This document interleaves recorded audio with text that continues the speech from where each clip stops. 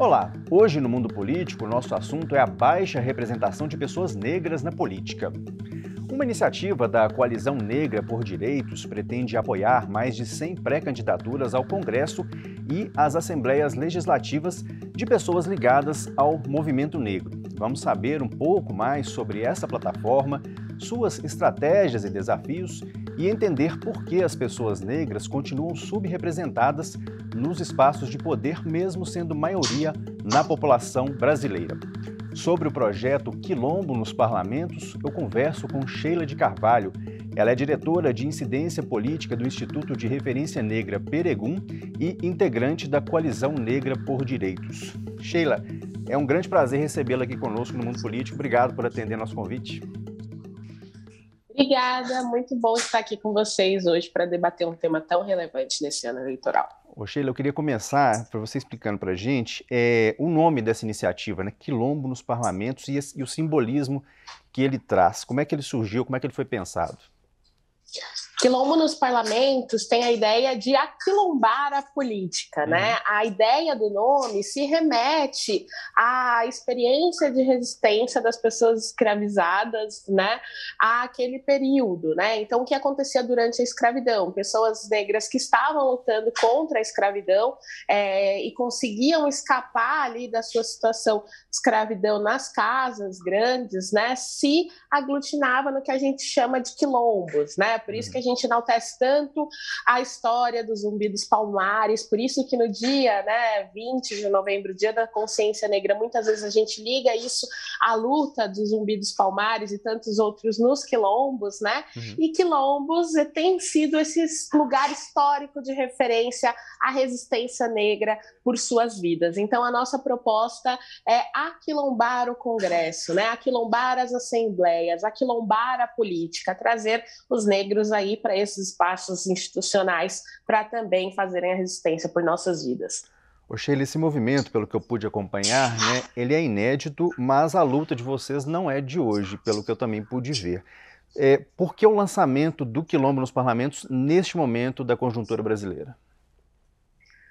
A Coalizão Negra por Direitos, ela surge em 2019 como uma ação de resistência aos direitos da população negra que naquela circunstância estavam sendo atacados, né? Então ela surge como uma articulação nacional, hoje com mais de 270 organizações negras por todo o país, né, de estabelecer uma agenda mínima para que a gente evite retrocessos em defesa do direito da população negra, né? Então a coalizão tem, durante esses últimos anos, feito várias ações, várias incidências, participado de debates nos âmbitos das instituições democráticas, em especial dentro do Congresso Nacional, do Poder Judiciário, e uma das demandas que a gente tem defendido, né, arduamente dentro desses espaços é a necessidade da gente aumentar a representatividade política. De uma certa forma, a Coalizão Negra por Direitos, ela surge como uma ideia de ser uma espécie de mandato popular paralelo do movimento negro, né? Ela se organiza para ali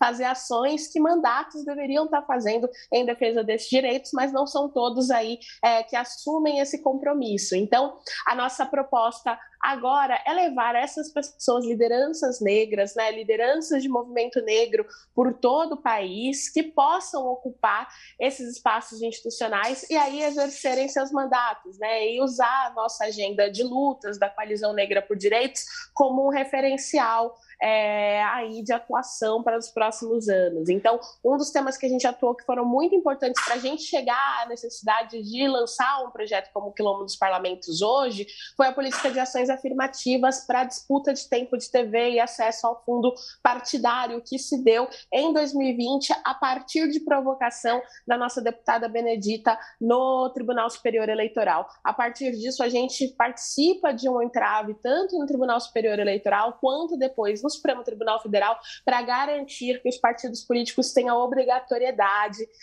de implementar políticas de ações afirmativas para que essas candidaturas se tornem viáveis, né? A gente sabe que essa não é a realidade, a gente sabe que essas candidaturas são preteridas dentro dos partidos, preteridas no momento da votação, e a gente precisa de iniciativas como essa que deem aí visibilidade para essas pessoas que são lideranças nos seus territórios e que estão aí para disputar a política institucional. Ô Sheila, a gente tem uma fala recente de um companheiro de vocês na coalizão, professor e ativista Hélio Santos, que deu uma entrevista recentemente à Folha de São Paulo, e a frase que virou até título desse conteúdo, né, ela é bastante forte, eu vou até reproduzi-la aqui, né, abre aspas para o Hélio Lopes, ele diz o seguinte: o eleitor negro brasileiro é o único que elege os seus inimigos, e isso não é uma força de expressão. Palavras aí do Hélio Santos, né, na verdade.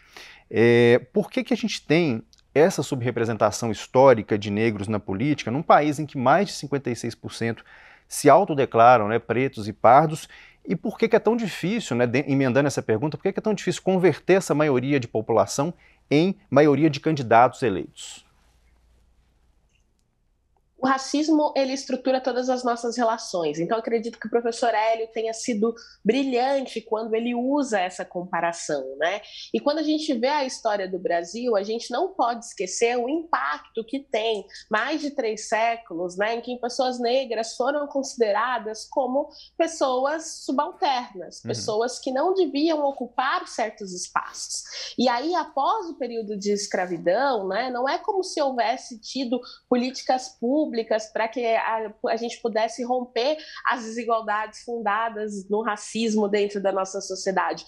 Muito pelo contrário, né? Foram criadas aí políticas criminais para continuarem cerceando a liberdade da população negra, né? Então, um período que cria a lei de vadiagem, cria a lei que criminaliza a capoeira, o samba, né? Práticas que eram muito inerentes à população negra.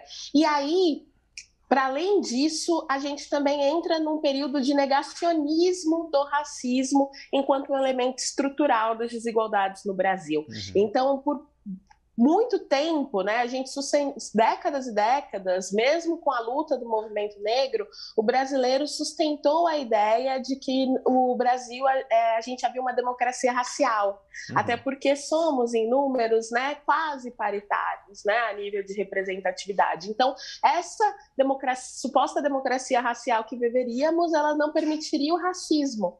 E isso impediu que a gente visse de fato como as relações eram construídas e como a lógica, né, do poder e daqueles que estão nos espaços de tomada de decisão continuava o mesmo desde a fundação do Brasil.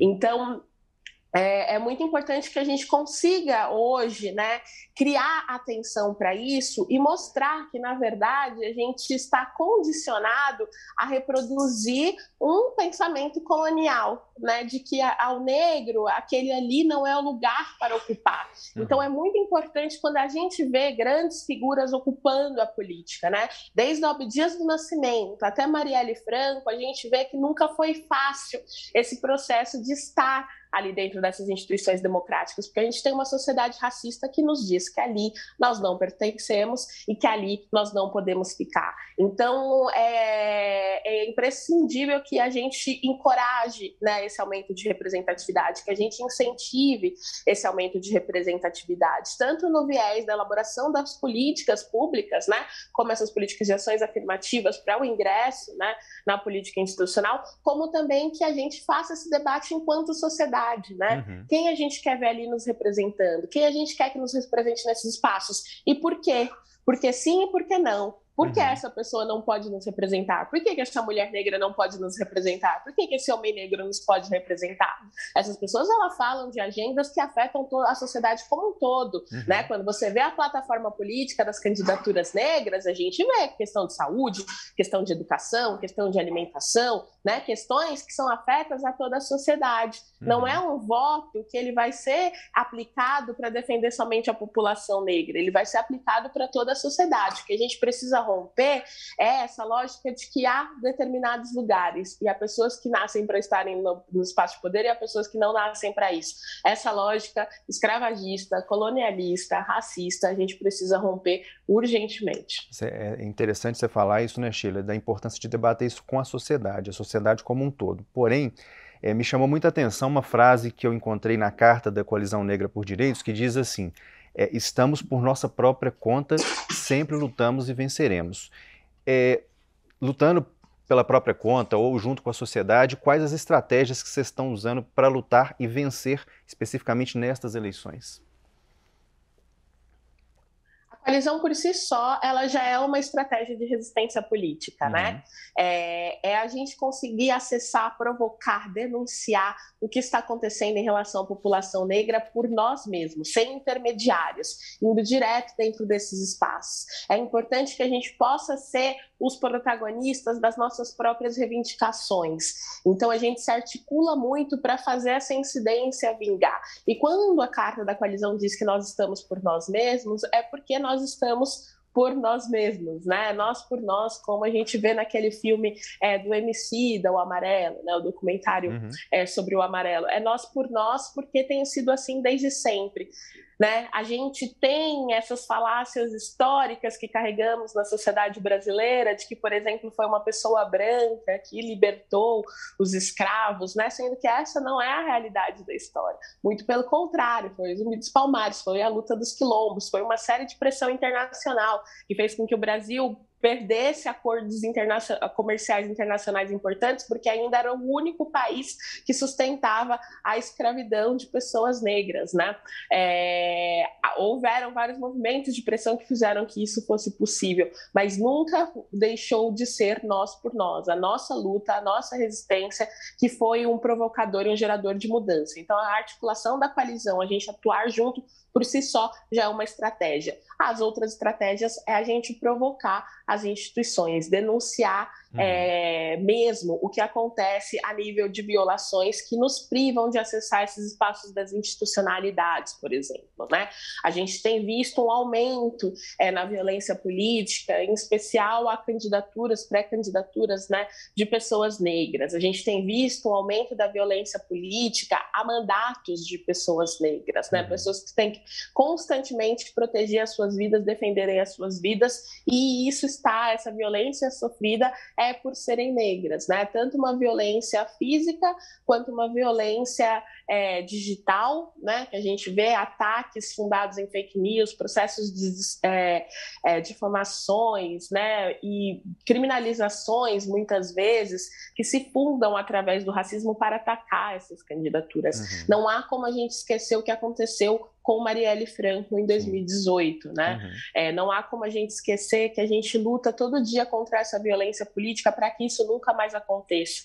O florear de Marielle, né? O florear pela Marielle, que nós chamamos, é isso, verem pessoas negras com coragem para se colocar em frente a essa disputa institucional, porque não é um processo fácil para nós, considerando que a gente não tem apoio de mais ninguém que não seja o próprio movimento para fazer com que isso vire uma realidade, né?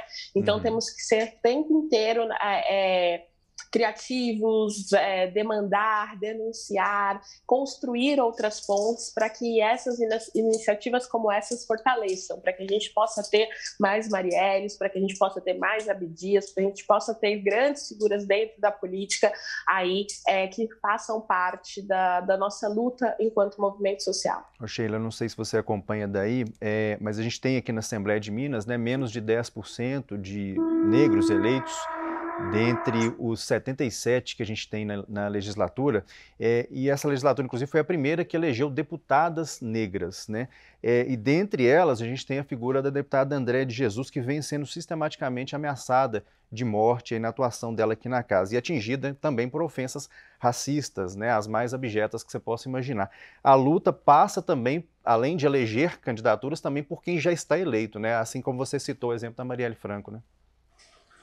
Exatamente. O nosso desafio quando a gente fala de representatividade da política, primeiro porque não tem relação com uma representatividade de negro por negro. Isso é importante enquanto a gente está falando de uma percepção de movimento negro, né? A gente fala de uma representatividade também de ideias, de agendas relacionadas à luta do movimento negro por sua sobrevivência e pelo seu bem viver, né?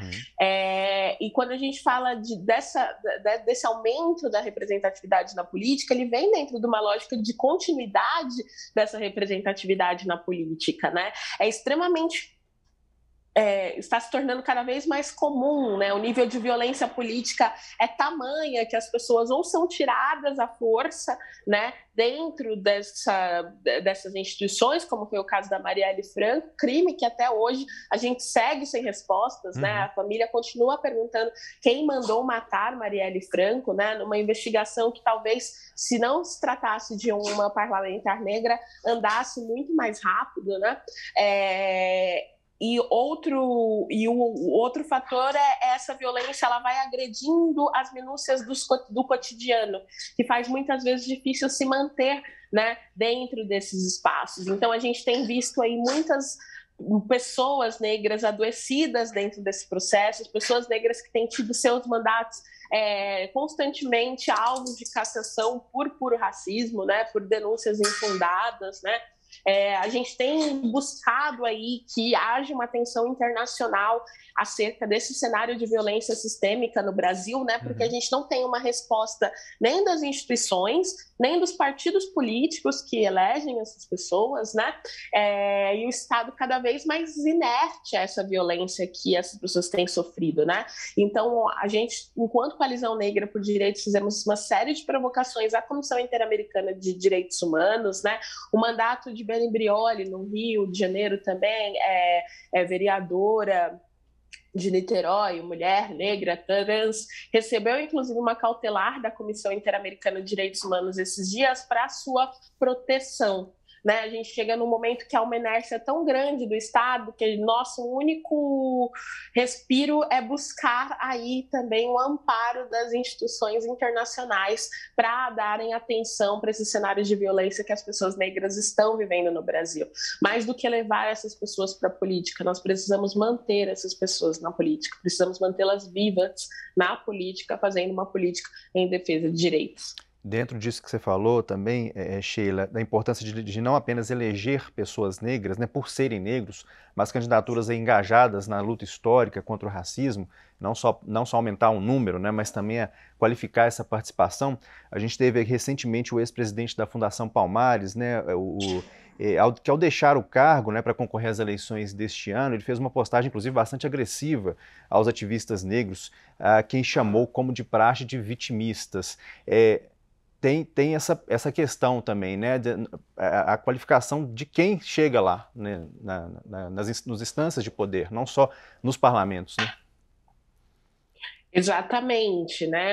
Pessoas que são minimamente empáticas com o processo histórico pelo qual viveu a população negra e uma agenda de defesa de direitos, né? Não há nada mais absurdo do que tratar a luta que a gente faz como vitimista quando a gente vê que são as crianças negras que estão morrendo na favela, que são as crianças negras que são sempre as vítimas de balas perdidas, que a população negra tem um índice de mortalidade muito maior à população branca. Esse índice só se inverte quando a gente está falando de velhice, porque a população negra não consegue chegar à velhice. Não há como a gente falar de vitimismo quando a gente vê uma sociedade que a fome atinge de forma muito mais gravosa a população negra, que é a população negra que morre nas filas para acesso aos hospitais públicos, que é a população negra que está apartada aí das maiores fontes de renda, que muitas vezes também está apartada das grandes universidades. Então, é muito falacioso usar esse termo quando a gente vive o que a gente vive, né? Mas cada um tem os seus interesses ocultos, né? E a gente tem que ficar muito atentos, né, àquela pessoa que está falando. Eu entendo que hoje muitas pessoas estão querendo, de fato, exercer um voto antirracista. A gente está debatendo cada vez mais o racismo na sociedade. Muitas pessoas, inclusive, abraçam a frase da Angela Davis, que ela diz: numa sociedade racista, nós temos que ser antirracistas, né? E tem muitas pessoas que querem, sim, fazer do seu voto um voto antirracista, mas às vezes pode cair apenas numa aparência, né? De alguém que não é necessariamente comprometido com uma agenda de direitos que estão ali vinculados a uma agenda de luta antirracista. Então, a ideia do quilombo nos parlamentos também foi potencializar isso, a conexão de pessoas que querem votar antirracistas, né, que querem ter que o seu voto esteja dedicado à luta antirracista e que possa encontrar candidaturas de luta, candidaturas de movimento que adotem essa agenda também. Ô Sheila, bom, certamente imagino, né, que vocês estejam fazendo um monitoramento também das principais pré-candidaturas à presidência e também aos governos dos estados. O que vocês têm encontrado como é que eles têm se posicionado a respeito desses temas que você tem colocado para a gente? Na minha concepção, há uma disparidade, né? Quando a gente está falando de cargo de executivo, no que a gente tem de discurso e no que a gente tem de prática, né? Há ainda um lapso muito grande de exercer aí na prática, isso tanto nos partidos, né, movimentado dentro dos partidos, mas também dentro do que a gente está vendo nas disputas do executivo, de fazer com que esse antirracismo ele se operacionalize na prática, né? Uhum. Muitos têm tratado do racismo, muitos têm colocado ali uma agenda de reivindicação de direitos da luta antirracista, isso é interessante, né? Inclusive, a Coalizão Negra por Direitos fez recentemente, agora em maio, a DPF pelas vidas negras no Supremo Tribunal Federal, né, uma provocação ao Supremo Tribunal Federal para que reconhecesse que no Brasil há uma política de morte estruturada no racismo, né? Uhum. E 7 partidos aí do campo progressistas foram os proponentes dessa ação, né, enquanto legitimados no Supremo Tribunal Federal. Isso nos dá um manifesto, né, de que os partidos estão mais sensíveis à questão, que estão apoiando a questão e que estão querendo, sim, né, se voltar para o enfrentamento disso. Agora, a gente precisa fazer com que esse compromisso também chegue na praxis da política, né? Chegue ali enquanto a gente está falando de quem vai fazer a gestão do Estado, né? Quem vai fazer a gestão dos estados, em especial. E a gente não tem visto, né, dentro do nosso monitoramento,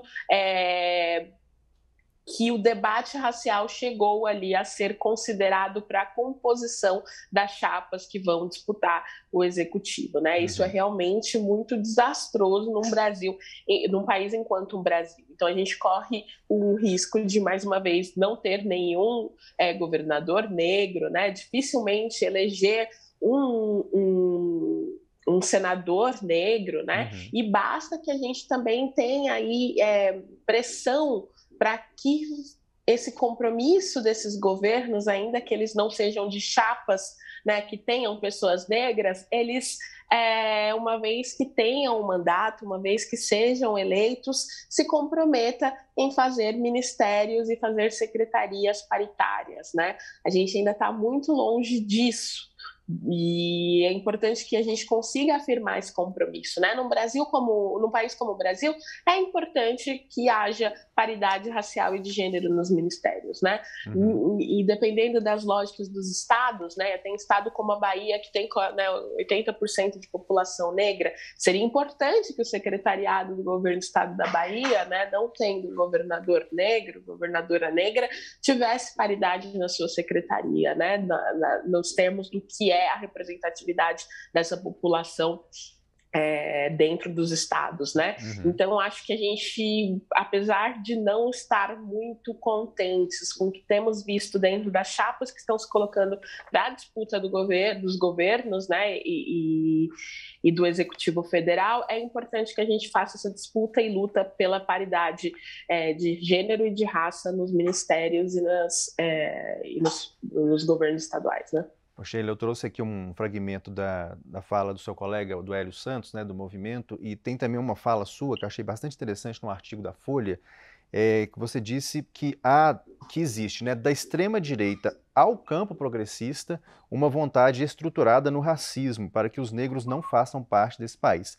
Aí eu queria saber de você de que forma que o racismo estrutural se manifesta também em setores da esquerda e do campo progressista. Mesmo os setores da esquerda e do campo progressista serem mais afetos, né, à agenda relacionada ao enfrentamento ao racismo, enfim, né, a uma agenda de igualdade de direitos,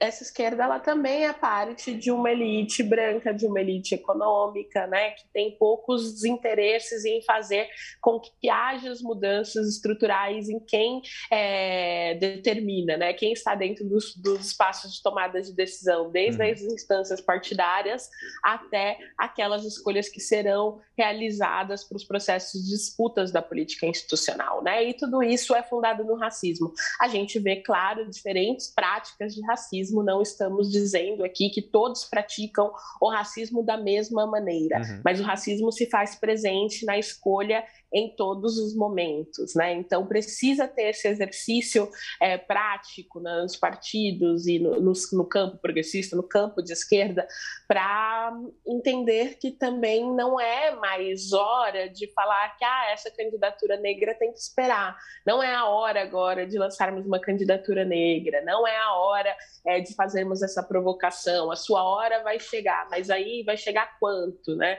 Há quantos séculos a população negra não está, entre muitas aspas, né, esperando que essa hora chegue, né? Então não há mais espaço para isso.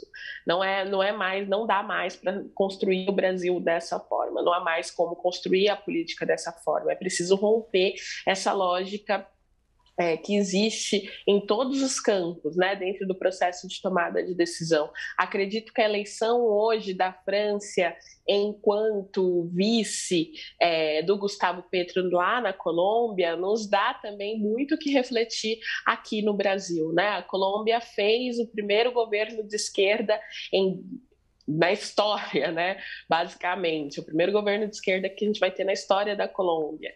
E havia uma mulher negra, quilombola, ex-empregada doméstica, agora advogada, que vai ser vice-presidente da Colômbia, né? Então, seria importante que a gente conseguisse, enquanto esquerda, também entender que é a hora, é o momento, sim, de ter espaço para candidaturas para pessoas negras dentro das suas políticas.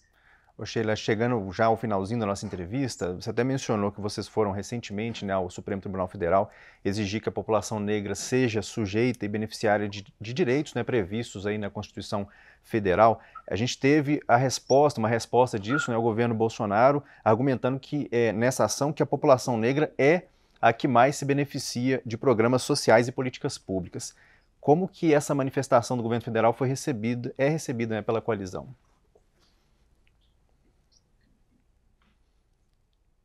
Há um reconhecimento, claro, né, de que a gente teve muitos avanços num momento recente, né? Ninguém tira os avanços, ninguém tira a importância das políticas que foram feitas, especialmente aí no final ali dos anos 2000 entre 2006 e 2016, né? Foi uma década que a gente conseguiu avançar bastante em políticas, né, para o enfrentamento à igualdade racial. Agora, elas demoraram para chegar, né? Demoraram bastante.